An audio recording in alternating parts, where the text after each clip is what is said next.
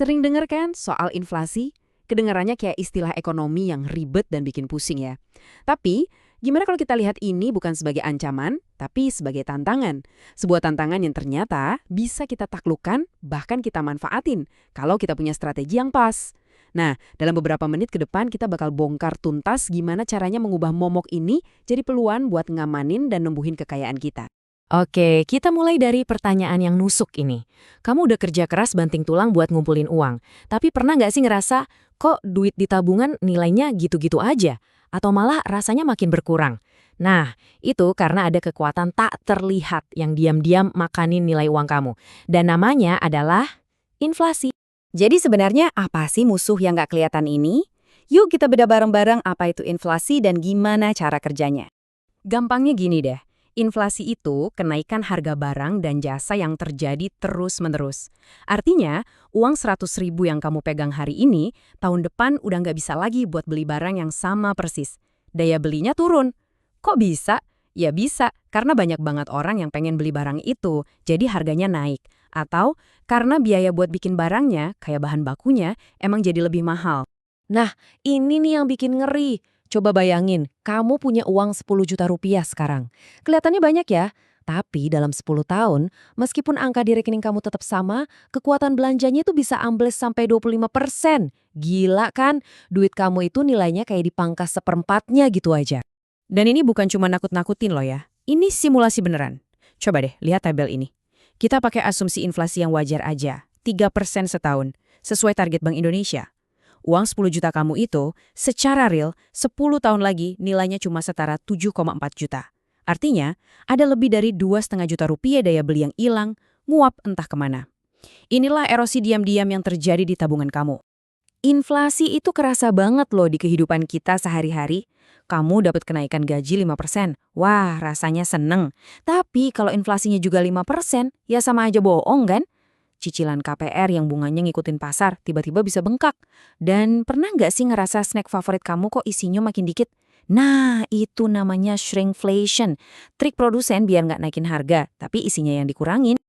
Oke, itu kan gambaran besarnya. Sekarang kita coba zoom in. Gimana sih kondisi inflasi spesifik di negara kita, di Indonesia? Ini dia rapor inflasi kita. Kabar baiknya, inflasi di Indonesia itu sebenarnya relatif terkendali kok. Cuma, pemicunya itu dekat banget sama kita. Harga pangan kayak cabai sama beras, harga yang diatur pemerintah kayak BBM dan listrik, plus nilai tukar rupiah. Itu semua ngaruh banget. Angka inflasi yang kita hadapi sekarang itu ada di kisaran 2,7 sampai 2,8%. Angka ini emang masih masuk target amannya Bank Indonesia. Tapi jangan salah ya, kata aman itu bukan berarti uang kamu nggak kegerus nilainya. Proses itu tetap jalan terus tiap detik.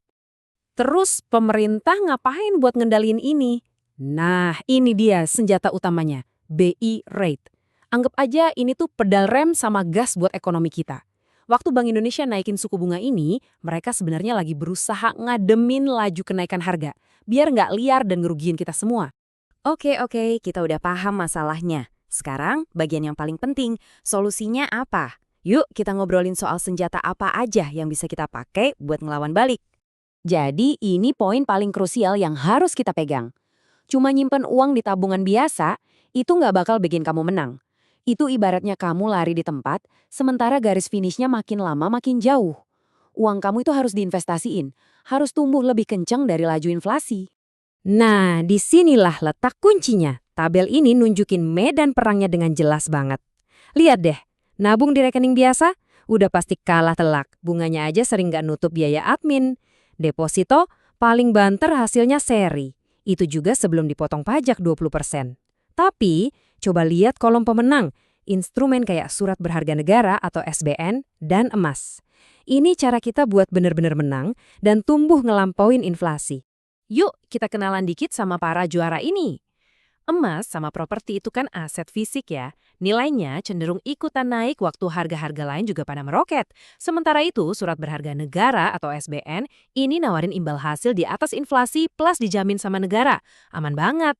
Macam-macam jenisnya. Ada ORI, SBR, kita bisa pilih sesuai selera resiko kita.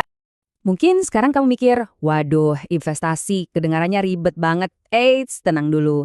Di bagian ini, kita bakal fokus ke strategi yang simple tapi efektif banget, bahkan buat kamu yang baru mau mulai. Ada 3 taktik cerdas nih. Pertama, DCA atau Dollar Cost Averaging. Gampangnya, ini tuh nabung rutin tiap bulan, tapi buat investasi. Misalnya 500.000 tiap bulan. Nggak usah pusingin harga lagi naik atau turun. Justru, ini menghilangkan stres nebak-nebak pasar. Kedua, cari investasi yang ngasih dividen. Anggap aja kayak dapat passive income tambahan. Dan ketiga, jangan biarin uang kamu tidur kebanyakan di rekening. Cukup sisain buat dana darurat, sisanya suruh kerja buat kamu. Terus, mulainya dari mana? Nih, ada 2 pintu masuk yang paling gampang buat pemula. Pertama, reksadana, di mana uang kamu dikelola sama ahlinya. Atau kedua, emas digital. Praktis banget, nggak perlu pusing nyimpen emas fisik. Dua-duanya bisa dimulai dengan modal yang kecil banget.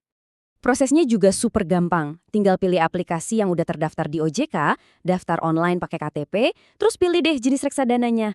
Saran saya buat dana darurat atau tujuan jangka pendek, mulai aja dari reksadana pasar uang. Itu yang paling aman. Kamu bisa mulai beli cuma dengan Rp100.000 doang. Gampang banget kan? Oke, semua kepingan puzzle-nya udah kita kumpulin. Sekarang, mari kita satuin semuanya jadi sebuah rencana aksi yang utuh dan bisa langsung kamu jalanin.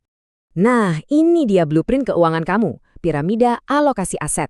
Mulai dari pondasi yang paling bawah, ini buat dana darurat. Taruh di instrumen paling aman, kayak reksadana pasar uang. Naik level tengah buat tujuan 1-3 tahun ke depan, misalnya buat DP rumah, bisa pakai SBN. Dan di puncaknya, buat tujuan jangka panjang kayak dana pensiun, baru deh kita alokasiin ke aset yang pertumbuhannya lebih tinggi, kayak emas atau saham perusahaan besar yang stabil. Oke, kita rangkum ya. Poin pertama, inflasi itu nyata dan diam-diam makanin tabungan kamu. Kedua, tujuan utama investasi itu buat bikin aset kita tumbuh ngalahin inflasi. Ketiga, diversifikasi itu kunci, jangan taruh semua telur di satu keranjang. Dan yang paling penting, mulai dari kecil dan konsisten itu jauh lebih baik daripada nunggu momen perfect yang gak akan pernah datang. Jadi pertanyaannya sekarang bukan lagi, perlu nggak ya investasi? Tapi, kapan kamu mau mulai? Karena inflasi, si penggerus nilai uang itu nggak pernah berhenti dan nggak akan nungguin kamu siap.